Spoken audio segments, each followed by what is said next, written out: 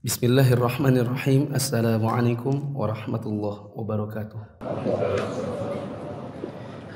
Alhamdulillahi rabbil alamin, hamdan yuwafi ni'amahu wa yukafi mazidah kama yuhibbu rabbuna wa yarda. Asyhadu an la ilaha illallah wahdahu la syarikalah wa asyhadu anna Muhammadan abduhu wa rasuluhu la nabiyya ba'dah. Jamaah yang dirahmati Allah, sebelum kita mulai kajian Shalatul Mu'min jilid yang ketiga, saya minta jamaah untuk lihat dulu kanan kiri. Silakan kalau nggak kenalan.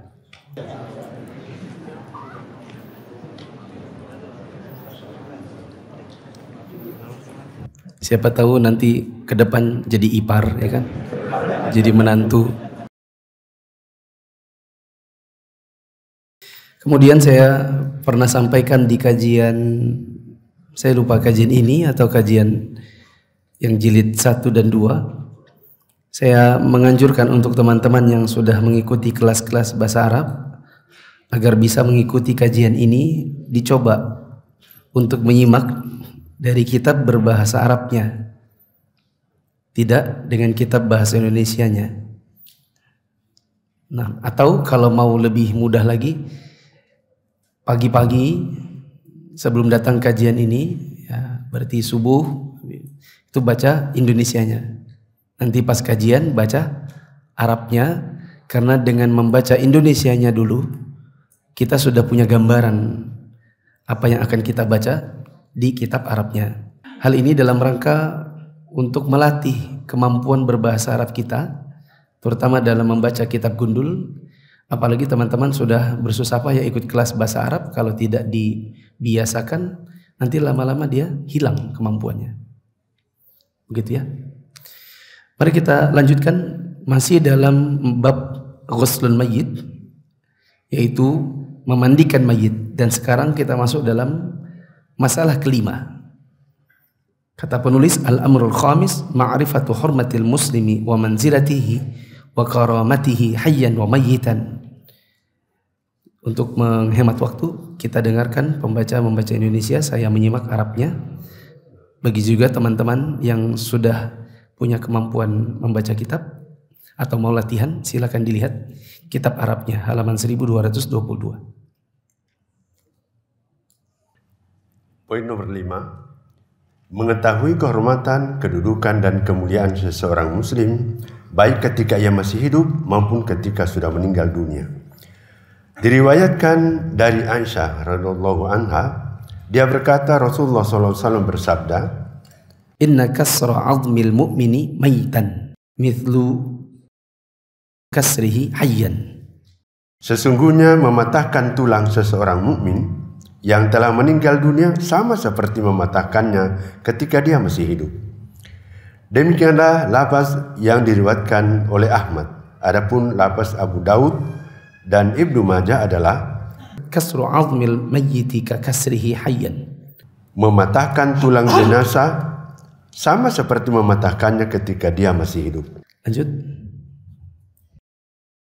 Namun apakah seseorang diperbolehkan mendonorkan salah satu anggota tubuhnya ketika ia masih hidup, atau ia mewasiatkan hal itu setelah kematiannya? Mengenai hal ini para ulama berbeda pendapat. Dalam masalah yang kelima ini ada 2 poin penting. Pertama adalah seorang yang memandikan mayit, maka dia harus ketahui bahwa seorang muslim itu punya kehormatan yang harus dihormati, baik dalam keadaan dia masih hidup maupun dia sudah wafat.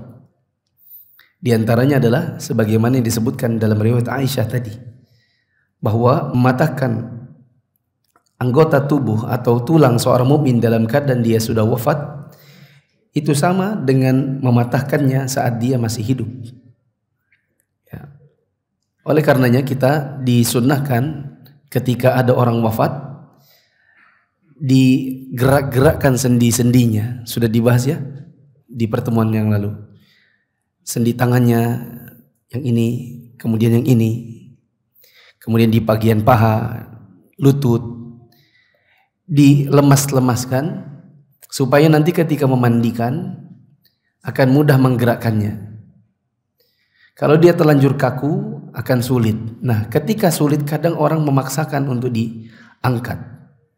Padahal itu bisa sebagaimana yang disebutkan dalam hadis ini, mematahkan tulang seorang mukmin dalam keadaan sudah meninggal itu sama seperti mempatahkannya ketika orangnya masih hidup. Begitu. Nanti tersisa perkara kalau dia pakai gigi palsu seperti apa. Kalau giginya gigi emas bagaimana? Ya, kalau dia pakai behel misalnya, apakah harus dicabut atau bagaimana? Karena ya kurang lebih sama seperti kalau kita cabut giginya dengan lantaran oh ini emas sayang, lalu kemudian dicopot, ya kan? Maka ini seperti mencabutnya ketika orangnya masih hidup. Sekarang tersisa satu masalah, yang kedua, hal yajuzu lil insani an yatabarra'a bi syai'in min a'dha'ihi fi hayatihi aw yusiya bidzalika ma'a mautihi. Apakah boleh seseorang mendonorkan anggota tubuhnya saat dia dalam keadaan masih hidup dan dia berpesan nanti kalau dia wafat bisa diambil. Ya, jadi bisa diambil dalam keadaan dia masih hidup atau bisa juga diambil nanti tunggu dia wafat. Misalnya seseorang mendonorkan retina, mendonorkan jantung, mendonorkan ginjal. Di sini disebutkan ikhtafal ulama fi dzalik. Para ulama berselisih pendapat dalam masalah ini. Coba dilihat di catatan kaki yang sesuai. Para ulama berbeda pendapat mengenai diperbolehkannya seseorang mendonorkan sebagian anggota tubuhnya ketika ia masih hidup atau mewasiatkannya setelah kematiannya. Saya pernah mendengar guru kami, Imam bin Baz berkata, dan menurut saya pendapat yang utama adalah bahwa seseorang tidak diperbolehkan mendonorkan sebagian anggota tubuhnya semasa hidupnya, karena dia tidak berhak untuk memperlakukan anggota tubuhnya semuanya dan tubuhnya itu sebenarnya bukanlah miliknya. Namun suara mayoritas dari majelis tinggi ulama memandang bahwa ia diperbolehkan mendonorkan bagian tertentu anggota tubuhnya semasa hidupnya. Akan tetapi beberapa anggota dari majelis tersebut mengambil sikap abstain dan saya termasuk orang yang abstain.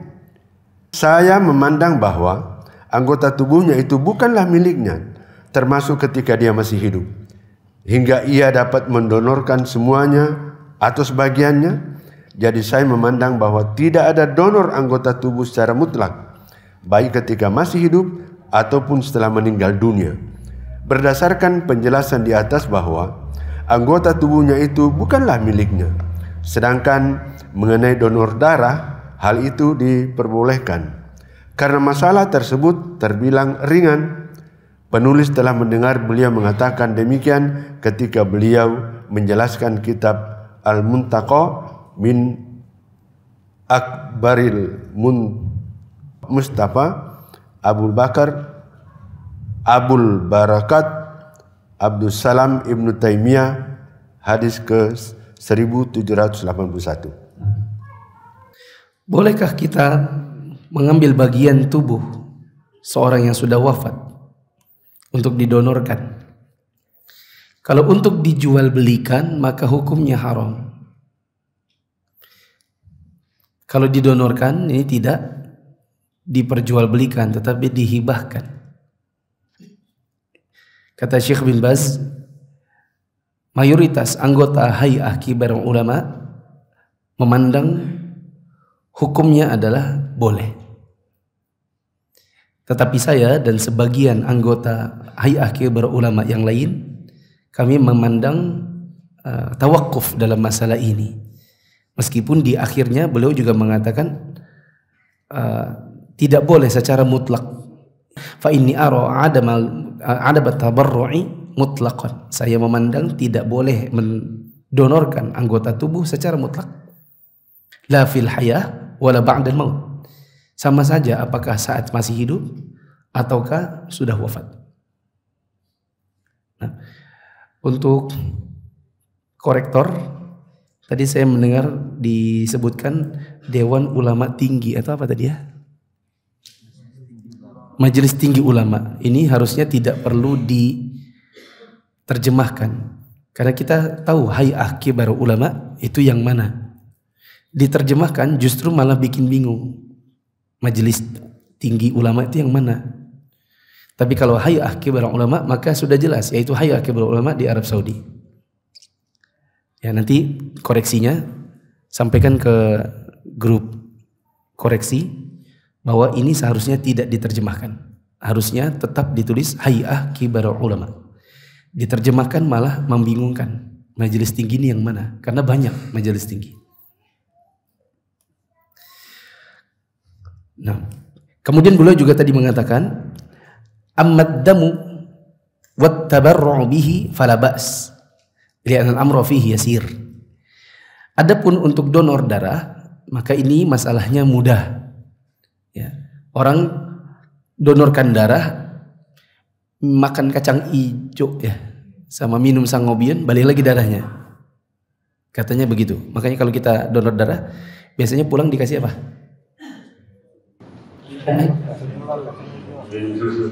Susu. Kalau nggak salah dikasih sangobion atau apa gitu ya. Ya, untuk penambah darah, artinya balik lagi. Sedangkan donor retina mau dikasih apa? Biar balik lagi retinanya, tidak bisa direproduksi. Tidak seperti darah.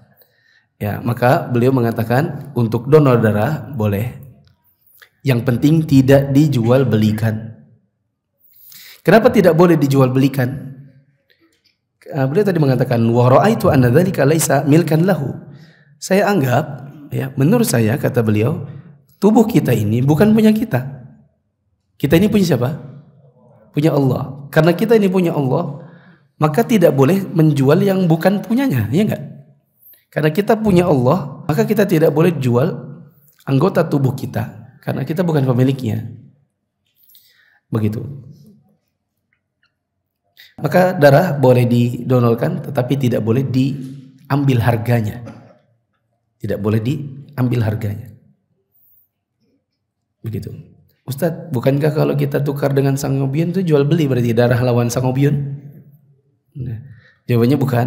Itu adalah hadiah. Ya, supaya darah antum kembali.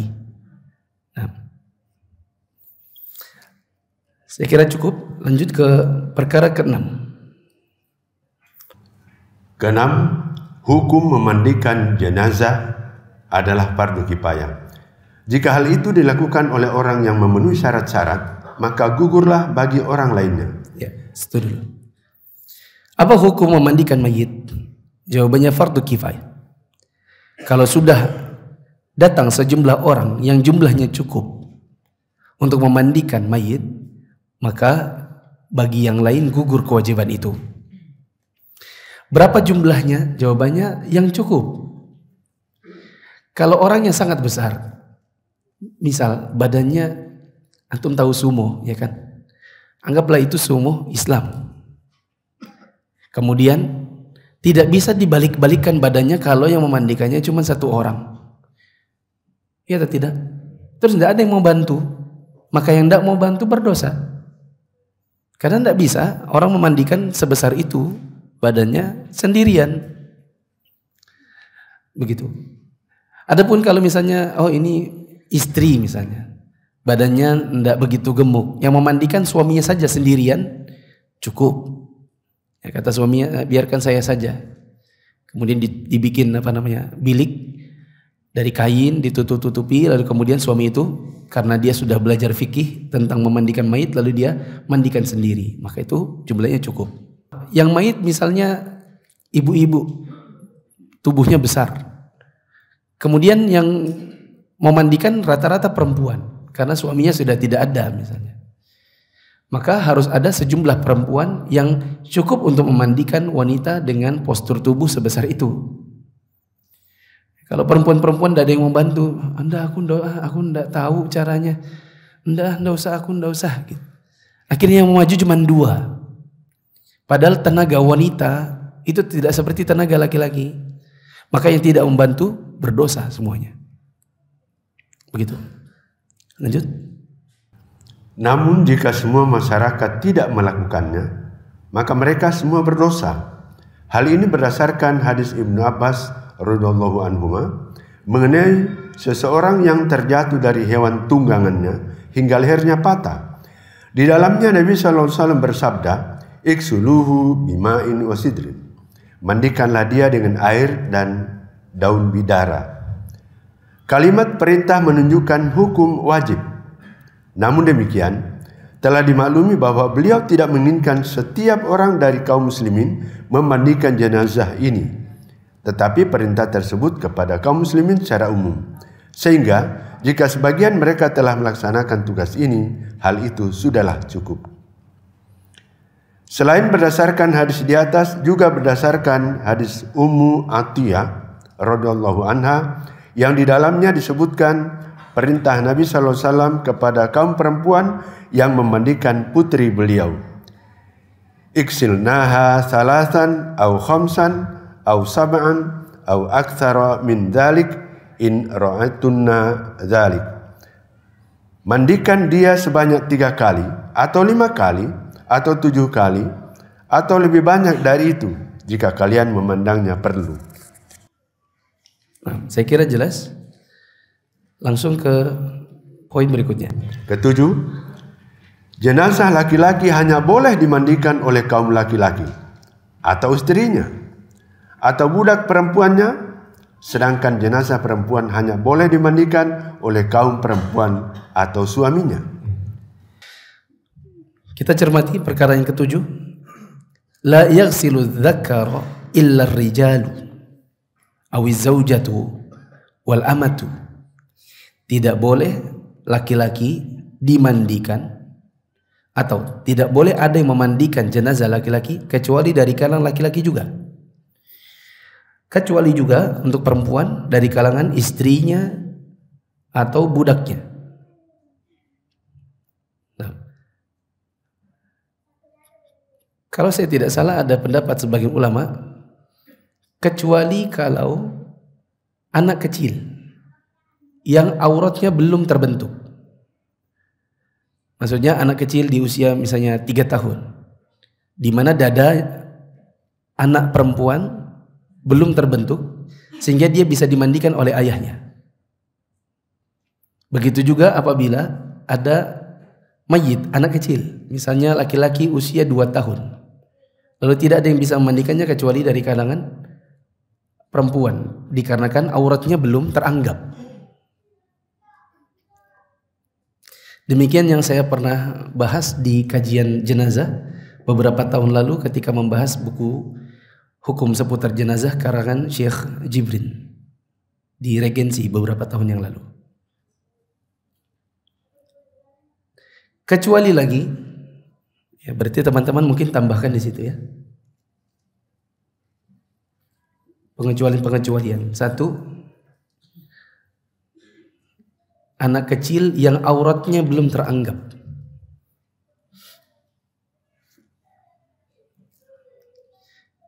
Kedua, laki-laki satu-satunya di negeri itu atau perempuan satu-satunya di negeri itu. Maka mereka tidak dimandikan tetapi cukup ditayamumkan. Anggap saja kapal terdampar di sebuah pulau yang tak berpenghuni. Dan laki-laki cuma 1, dia yang wafat, sisanya semua perempuan. Maka dia tidak dimandikan tetapi ditayamumkan. Kenapa tidak dimandikan? Karena bagaimana mau memegang auratnya? Atau dibalik, yang wafat perempuan satu-satunya dari penumpang yang terdampar, sedangkan yang selamat laki-laki. Maka perempuan ini tidak dimandikan tetapi cukup ditayamumkan. Saya tidak tahu di buku ini dibahas atau tidak, tapi ini pelajaran yang sudah cukup lama di Regensi, kira-kira tahun 2015, berarti sekitar 7 tahun yang lalu. Lanjut. Ini berdasarkan hadis Aisyah radhiyallahu anha, dia berkata, sekembalinya dari Baki, Rasulullah SAW menemuiku dan ketika itu aku merasa pusing. Aku mengeluh. Aku ini siapa? Siapa aku ini? Aisyah. Aisyah pusing, ya, dan ya terlihat dari wajahnya tidak nyaman. Apa kata Nabi? Aduh, kepalaku. Lantas beliau pun menimpali. Aku pun merasakan pusing di kepalaku, wahai Aisyah.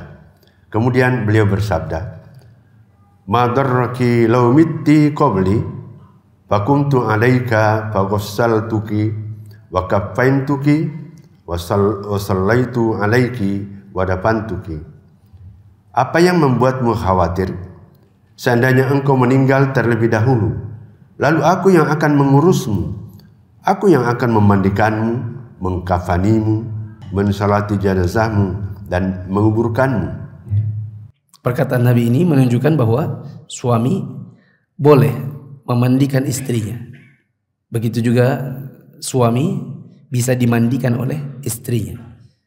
Adapun istri memandikan suami ini sebagaimana pada hadis yang sudah kita baca di minggu yang lalu. Ya, para sahabat bingung apakah Nabi dilepas pakaiannya ataukah dibiarkan. Kemudian mereka ditidurkan oleh Allah. Kemudian akhirnya mereka memandikan Nabi dengan tetap digosok di pakaiannya. Lalu kemudian istrinya mengatakan, seandainya kami tahu perkaranya dari awal seperti itu, mendingan atau selayaknya yang memandikan adalah para istri. Terus diriwayatkan pula dari Aisyah radhiyallahu anha bahwa dia berkata, seandainya aku mengetahui masalah ini sejak awal, niscaya tidak ada yang memandikan beliau sallallahu alaihi wasallam kecuali istri-istri beliau sendiri. Ya, ini yang baru saja saya sebutkan. Terus Imam Asy-Syaukani berkata, hadis ini menunjukkan bahwa ketika seorang perempuan meninggal dunia maka dia dimandikan oleh suaminya. Demikian pula sebaliknya. Berdasarkan qiyas, hal tersebut dikuatkan dengan perbuatan Asma binti Unais yang memandikan jenazah Abu Bakar. Telah dijelaskan sebelumnya, dan juga perbuatan Ali yang memandikan jenazah Fatimah, sebagaimana yang diriwayatkan oleh Asy-Syafi'i, Ad-Darqutni, Abu Nu'aim dan Al-Baihaqi dengan sanad hasan. Sementara itu para sahabat tidak mengingkari perbuatan Ali dan Asma, sehingga hal tersebut menjadi sebuah ijma. Ada perbuatan sebagian sahabat ya, seperti Asma memandikan Abu Bakar, Ali memandikan Fatimah, dan tidak ada yang mengingkari perbuatan mereka dari kalangan sahabat ini. Dan ini menunjukkan bahwa para sahabat berijma tentang laki-laki memandikan istrinya atau istri memandikan suaminya. Lanjut. Imam Abdul Aziz bin Abdullah bin Baz berkata, memandikan jenazah suami yang dilakukan oleh istri adalah suatu hal yang dibolehkan jika wanita tersebut memang berpengalaman mengenai hal itu. Ya. Di garis bawahi atau di stabiloi, idza kanat khabiratan bidzalik. Ya, jika si perempuan itu punya pengalaman. Adapun perempuan tidak ngerti karena belum belajar tentang fikih memandikan jenazah, kemudian dia nekat memandikan suami, maka ini adalah sebuah kesalahan. Kecuali kalau si istri ini sekedar peserta yang memandikan. Ya, dia ingin ikut memandikan suaminya dengan panduan seorang ustadz misalnya. Dia izin, ustadz bisakah saya ikut misalnya untuk setidaknya nyiram-nyiram misalnya. Adapun dia sendiri dan dia sendiri tidak mengerti tentang hukumnya atau hal-hal yang berkaitan dengan fikih memandikan jenazah, maka ini jangan. Lanjut. Ali radhiyallahu anhu sendiri yang memandikan istrinya Fatimah, dan Asma binti Umais memandikan suaminya Abu Bakar As-Siddiq. Beliau melanjutkan, Sedangkan perempuan yang bukan istrinya seperti ibu atau anak perempuannya, seorang laki-laki tidak diperbolehkan memandikan keduanya dan tidak pula memandikan wanita-wanita lain yang menjadi mahramnya. Ya. Adapun untuk wanita seperti ibu, kemudian anak perempuan, maksudnya di sini anak perempuan yang sudah teranggap auratnya. Ya, meskipun belum baligh. Karena ada sebagian anak-anak perempuan yang dia belum baligh, tapi auratnya sudah terbentuk. Dadanya sudah membesar misalnya. Maka ini tidak boleh. Bukan membesar. Karena postur intinya seperti itulah ya, bisa dipahami. Dia belum haid, tapi dadanya mulai terbentuk.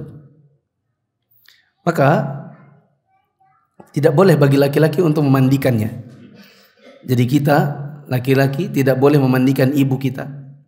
Kita tidak boleh memandikan anak perempuan kita yang sudah dewasa atau yang belum baligh tapi badannya sudah teranggap aurat-auratnya. Sebagaimana Nabi SAW tidak memandikan Zainab, tetapi yang disuruh untuk memandikan adalah para wanita. Begitu juga wanita-wanita mahram kita yang lain seperti adik kandung, kakak kandung, bibi kandung, ya, nenek kandung, maka ini semua tidak boleh kita yang memandikannya, tetapi para wanita yang memandikannya. Lanjut. Sama halnya dengan istri. Seorang laki-laki boleh memandikan budak perempuannya yang boleh ia setubuhi jika dia meninggal dunia. Karena hukum budak perempuan ini seperti istri. Demikian pula halnya dengan anak perempuan yang masih kecil yang belum berusia 7 tahun. Ya, stop dulu. Diistabiloi. Wa hakadha al-bintu as-saghirah allati duna sab'a. Begitu juga anak-anak perempuan yang belum mencapai usia 7. Tapi tadi saya memberi catatan, yang dimaksud di sini yang belum teranggap auratnya. Karena ada sebagian anak-anak karena bongsor, bahasa kita bongsor, di usia 7 ya, bagian-bagian auratnya itu sudah mulai terbentuk dan dikhawatirkan fitnah. Maka tidak boleh kita yang mandikannya kalau memang sudah teranggap auratnya. Tapi kalau dia kecil, di sini dikatakan duna sab'a, usianya belum sampai 7 tahun. Terus? Demikian pula halnya dengan anak perempuan yang masih kecil, yang belum berusia 7 tahun, maka seorang laki-laki boleh memandikannya, baik dia itu mahramnya ataupun bukan. Sama saja, apakah anak itu mahramnya ataukah bukan mahramnya. Makanya tadi di awal ketika saya sebutkan masalah ini saya tidak menyebutkan ini mahram atau bukan mahram. Yang saya sebutkan adalah auratnya terbentuk dan teranggap atau tidak. Ya, dan saya berikan contoh tadi secara umum saja. Anak kecil, misalnya anak perempuan usia 3 tahun, kita yang mandikan. Maksudnya adalah bukan mesti anak kita. Ya, bisa jadi itu anak tetangga. Misalnya anak ini terseret atau hanyut banjir misalnya, atau tenggelam di kolam, ya, wafat.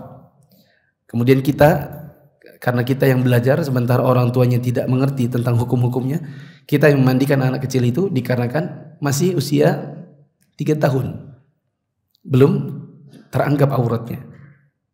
Lanjut. Kenapa boleh? Karena anak perempuan tersebut belum memiliki hukum aurat. Demikian pula halnya seorang perempuan, ia diperbolehkan memandikan anak laki-laki yang belum berusia 7 tahun. Dan yang dimaksud di sini adalah yang belum teranggap auratnya.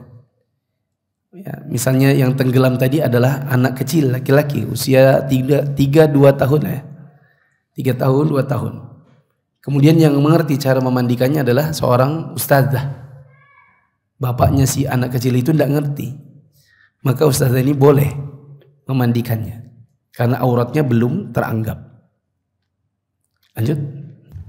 Dan jika seorang laki-laki yang telah berusia 7 tahun atau lebih meninggal dunia di antara kaum perempuan, maka mereka tidak boleh memandikannya kecuali jika istri laki-laki tersebut atau budak perempuannya hadir bersama mereka. Demikian pula sebaliknya, jika seorang perempuan yang telah berusia 7 tahun atau lebih meninggal dunia di antara kaum laki-laki, maka mereka tidak diperbolehkan memandikannya, kecuali jika salah seorang dari mereka adalah majikan atau suaminya. Yang dimaksud di sini kita harus cermat ya. Yang dimaksud di sini adalah yang belum baligh tapi usianya sudah di atas 7. Atau mungkin dengan kata lain adalah dia belum baligh tapi auratnya sudah teranggap. Coba kita baca dulu. Apakah penulis akan menyebutkan soal tayamum atau tidak? Coba dilanjut dulu. Demikian pula sebaliknya, jika seorang perempuan yang telah berusia 7 tahun atau lebih meninggal dunia di antara kaum laki-laki, maka mereka tidak diperbolehkan memandikannya kecuali jika salah seorang dari mereka adalah majikan atau suaminya. Terus? Begitu pula bila terjadi kesulitan dalam memandikan jenazah, seperti jenazah yang terbakar atau ketika tidak ada air, maka dalam kasus-kasus tersebut jenazah ditayamumkan karena debu yang suci dapat menggantikan air dalam memandikan jenazah pada kondisi-kondisi seperti itu. Ya. Allah alam, yang dimaksudkan oleh penulis dalam paragraf yang baru saja kita baca adalah perempuan dan usianya 7 tahun ke atas sedikit, ya, di mana auratnya sudah mulai teranggap. Maka kita tidak memandikannya kecuali dengan mendampingi wanita-wanita. Adapun kalau wanita sudah dewasa dan dia adalah satu-satunya wanita di situ dan dia yang wafat, yang hadir di situ cuma laki-laki, maka laki-laki ini tidak boleh memandikannya. Maksudnya di sini nggak ada suaminya ya. Bisa dipahami teman-teman? Takutnya nanti salah tangkap. Bisa ya? Suaminya tidak ada. Makanya tadi saya beri contoh kecelakaan kapal, kemudian mereka terdampar. Yang saya maksudkan di sini satu perempuan ini yang wafat dan tidak ada perempuan yang lain. Di antara laki-laki ini pun tak ada suaminya, maksud saya. Maka mereka tidak memandikannya tapi cukup mentayamumkannya. Begitu juga sebaliknya, laki-laki satu-satunya di antara wanita-wanita yang bukan istri dan bukan budaknya. Kemudian di bagian akhir paragraf penulis mengatakan wa kadzalika law ta'adzara taghsilul mayyit.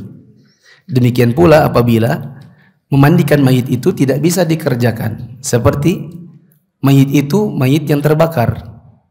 Kalau dimandikan malah semakin hancur kulit-kulitnya, maka dia cukup ditayamumkan.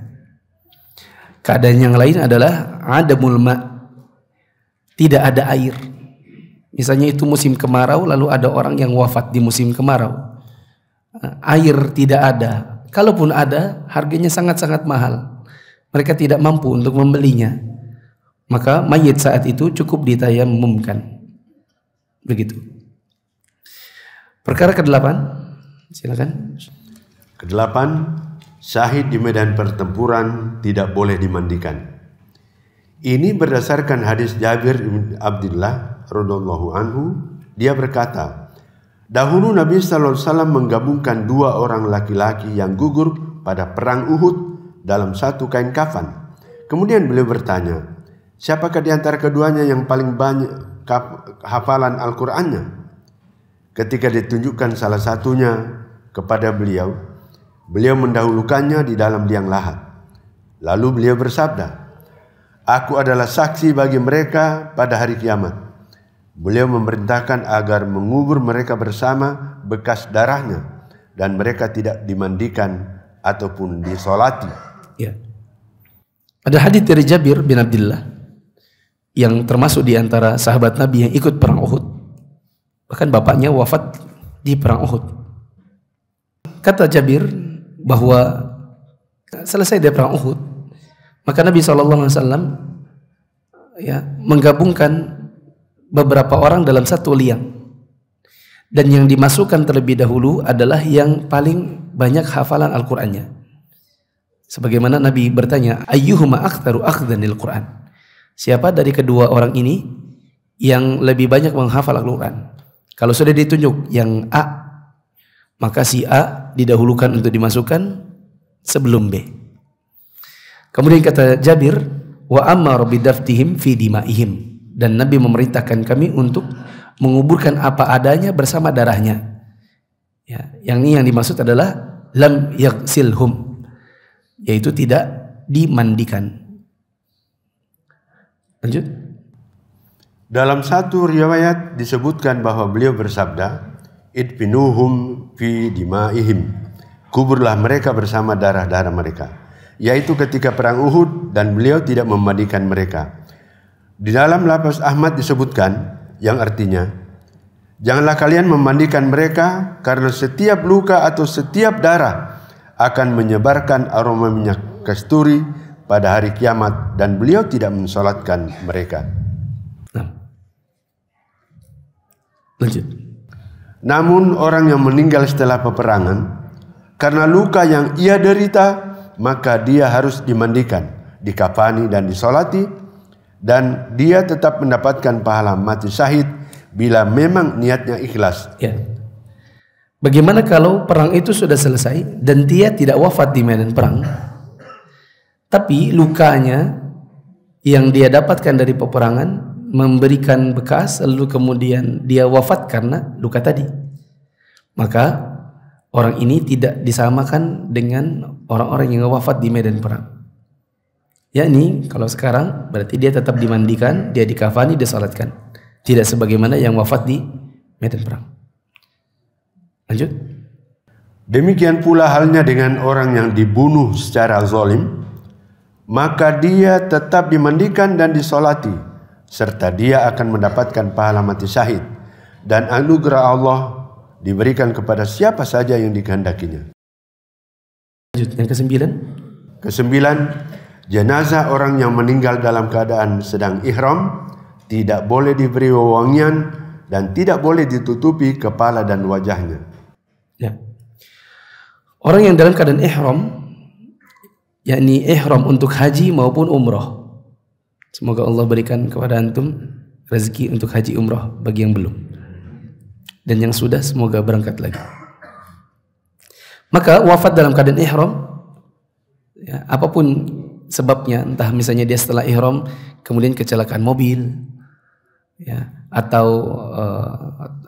jantung atau yang semacam itu, maka la yutayyab, dia tidak diwangi-wangikan, wala yuhannat, tidak diberikan hanut, yakni wangi-wangian, ya. Wala yughatta ra'suhu wala wajhuhu, wajah dan kepalanya juga tidak boleh ditutup. Sebagaimana orang yang sedang ihram dalam keadaan hidup, masih ihram dan belum tahallul, maka tidak boleh apa? Tidak boleh pakai wangi-wangian dan tidak boleh menutup kepala dan juga wajahnya. Lanjut. Hal tersebut berdasarkan hadis Ibnu Abbas radhiyallahu anhuma, dia berkata, ada seorang yang sedang wukuf di Arafah, tiba-tiba dia terjatuh dari hewan tunggangannya dan hewan itu pun mematahkan lehernya. Atau dia berkata, kemudian hewan tunggangannya itu mematahkan lehernya, lalu Rasulullah SAW bersabda, yang artinya, mandikanlah dia dengan air dan daun bidara, dan kapankan dia dengan kedua pakaiannya, namun janganlah kalian mengolesinya dengan wewangian dan menutupi kepalanya, karena pada hari kiamat dia akan dibangkitkan dalam keadaan bertalbiyah. Nah, lanjut.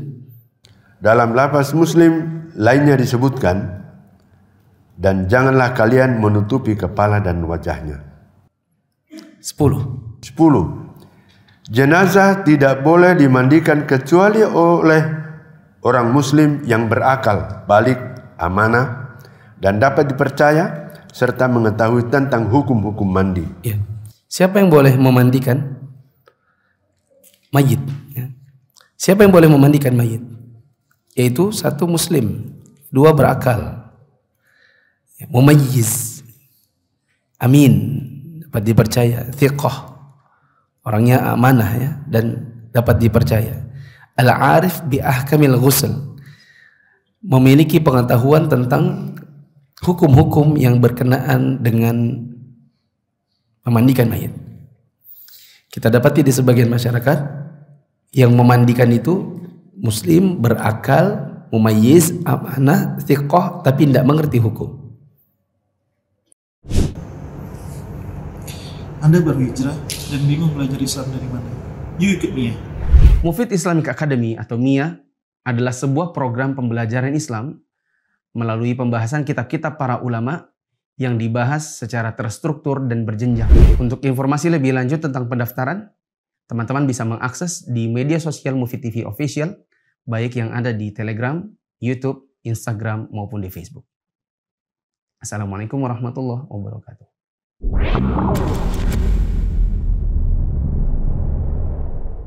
Ikut MIA, belajar agama jadi lebih menyenangkan dan bersumber dari kitab para ulama.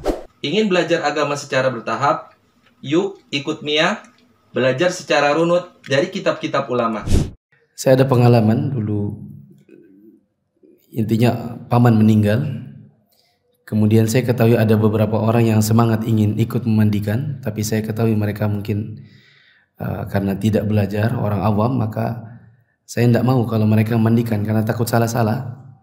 Ya, maka saya langsung bisiki tante saya. Saya bilang, "Mak, Mama mau siapa yang mandikan?" Saya langsung gitu dulu di belakang.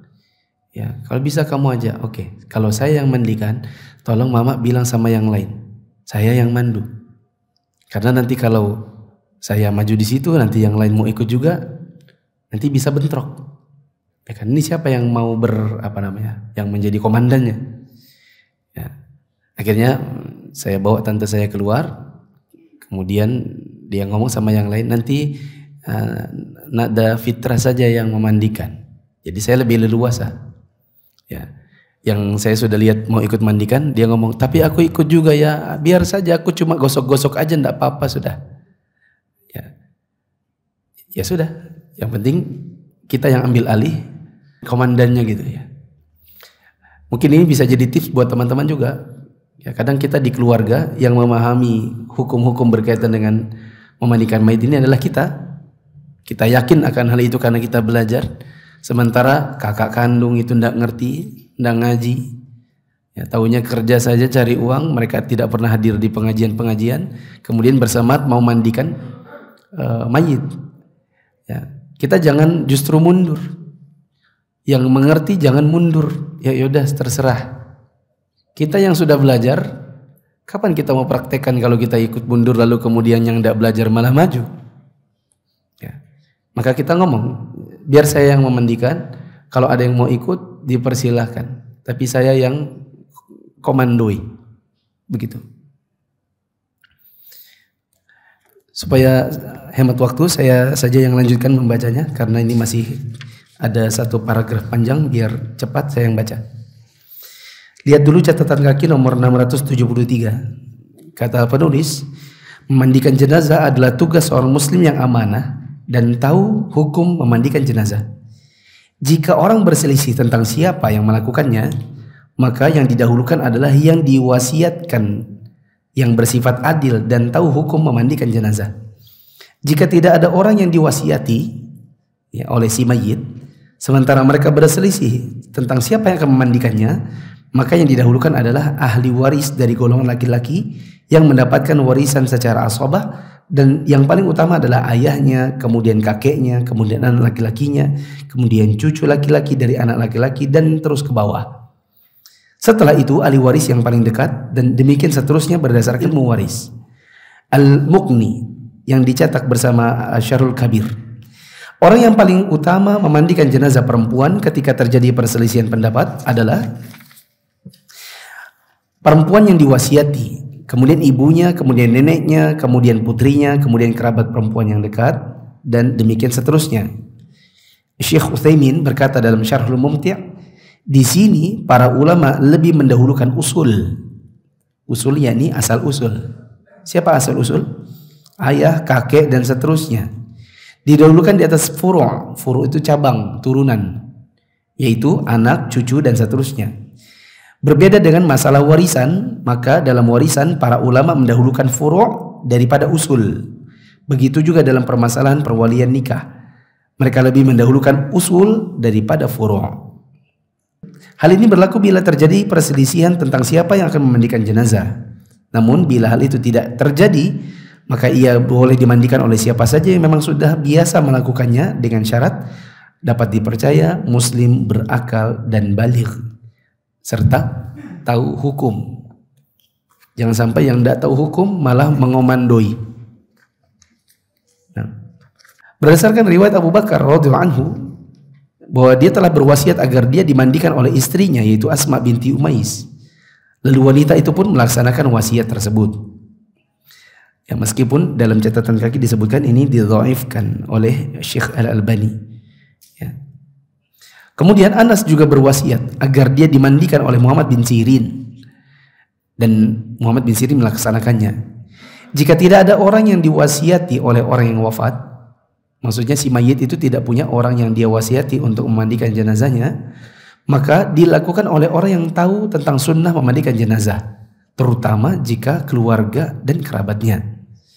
Karena orang-orang yang memandikan Nabi adalah orang-orang yang memiliki kriteria tersebut.